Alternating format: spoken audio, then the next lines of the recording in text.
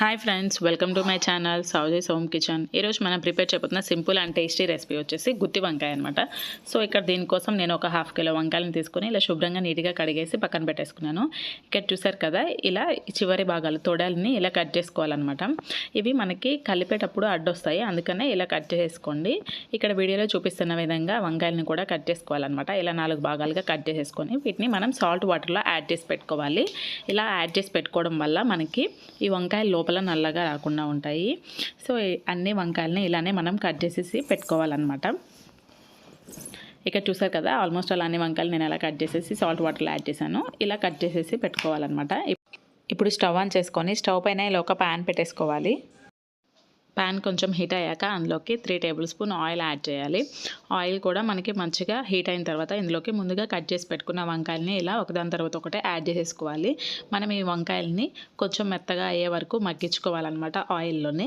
ఇలా చేసుకోవడం వల్ల కర్రీకి మంచి టేస్ట్ వస్తుంది. సో ఇక్కడ చూసారు కదా, మనం ఈ వంకాయలని ఆయిల్లో యాడ్ చేసేసి వాటిని ఇలా కదుపుతూ మధ్య మధ్యలో కదుపుతూ కుక్ చేసుకోవాలి.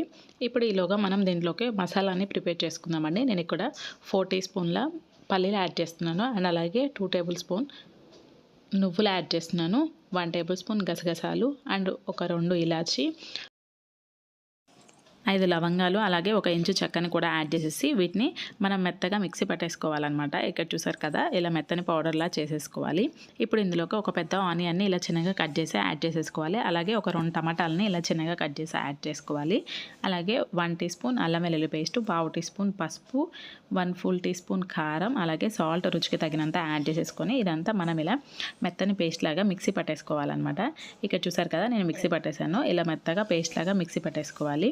ఈలోగా మనకి వంకాయలు మంచిగా మగ్గిపోయి ఉంటాయండి. వాటిని తీసి ఇలా వేరే ప్లేట్లోకి యాడ్ చేసి పెట్టుకోవాలన్నమాట. చూసారు కదా, వంకాయలు మనకి మంచిగా మగ్గిపోయాయి. ఇప్పుడు అదే ప్యాన్లోకి కొంచెం జీలకర్ర, అంటే ఒక 1/2 టీ స్పూన్ జీలకర్రని యాడ్ చేస్తున్నాను. అది కొంచెం ఫ్రై అయ్యాక ఒక రెమ్మ కరివేపాకును కూడా యాడ్ చేసేసి ఇదంతా ఇలా మంచిగా మిక్స్ చేసేసుకోండి.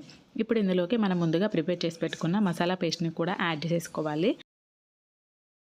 ఇదంతా మంచిగా కలిసేలాగా ఇలా ఒకసారి మిక్స్ చేసుకోవాలి. ఇక్కడ చూసారు కదా, ఈ మసాలాలన్నీ మనం పచ్చివే వేసాం కాబట్టి ఇదంతా మంచిగా ఫ్రై చేసేసుకోవాలి. ఈ మసాలా పేస్ట్ని మనం మంచిగా ఫ్రై చేసేసుకుంటేనే మన కర్రీకి మంచి టేస్ట్ అండ్ అరోమా వస్తుంది.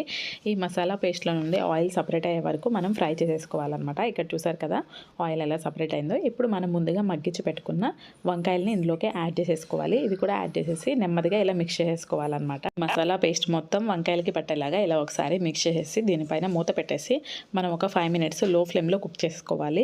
అప్పుడు మనకి ఆయిల్ సపరేట్ అవుతుందన్నమాట. ఇలా కుక్ చేసుకుంటే మనకి కర్రీ మంచి టేస్ట్ వస్తుందండి. చూసారు కదా, నేను ఇక్కడ మూత పెట్టేసి కుక్ చేస్తున్నాను. ఒక 5 మినిట్స్ తర్వాత మూత తీసి చూద్దాము. ఇక్కడ చూసారు కదా, ఆయిల్ అంతా ఎలా మనకి సపరేట్ అయిపోయిందో. సో ఇప్పుడు మనం మన గ్రేవీ కన్సిస్టెన్సీకి తగినట్లుగా వాటర్ యాడ్ చేసుకోవాలి. సో ఇందులోకి నేను ఇక్కడ ఒక గ్లాస్ వాటర్ని యాడ్ చేస్తున్నానండి. వాటర్ యాడ్ చేసేసి ఇదంతా మంచిగా కలిసేలాగా ఇలా ఒకసారి మిక్స్ చేసుకొని మనకి సాల్ట్, కారం అన్నీ సరిపోయలేదో ఒకసారి చెక్ చేసేసుకోండి. సరిపోకపోతే యాడ్ చేసేసుకోవాలి. ఇప్పుడు దీనిపైన మూత పెట్టేసి ఒక 5 మినిట్స్ అలా కుక్ చేసేసుకుందాము. మనం 5 మినిట్స్ తర్వాత మూత తీసి చూద్దాము. మనకి కర్రీ ఎలా రెడీ అవుతుందో. సో దీన్ని ఇలా ఒకసారి మనం మిక్స్ చేసేసుకొని మళ్ళీ ఇంకో 5 మినిట్స్ అలా లో ఫ్లేమ్లో కుక్ చేసేసుకోవాలి. ఇప్పుడు చూసారు కదా, ఆయిల్ అంతా మనకి ఎలా సపరేట్ అయిపోయిందో. సో అంతే ఫ్రెండ్స్, మనకి గుత్తి వంకాయ కర్రీ రెడీ అయిపోయింది. ఫైనల్గా మనం కొంచెం కొత్తిమీరని చల్లేసుకొని సర్వ్ చేసుకోవడమే అనమాట. మనకి కర్రీ చాలా బాగుంటుంది. రైస్లోకి కానీ చపాతీలో కానీ దేనికైనా బాగుంటుందండి. మంచి కాంబినేషన్. సో మీరు కూడా ఒకసారి ట్రై చేసి మీకు ఎలా కుదిరిందో చెప్పండి. Thank you for watching friends. Like, share, comment and subscribe చేయండి ఫ్రెండ్స్. Bye bye.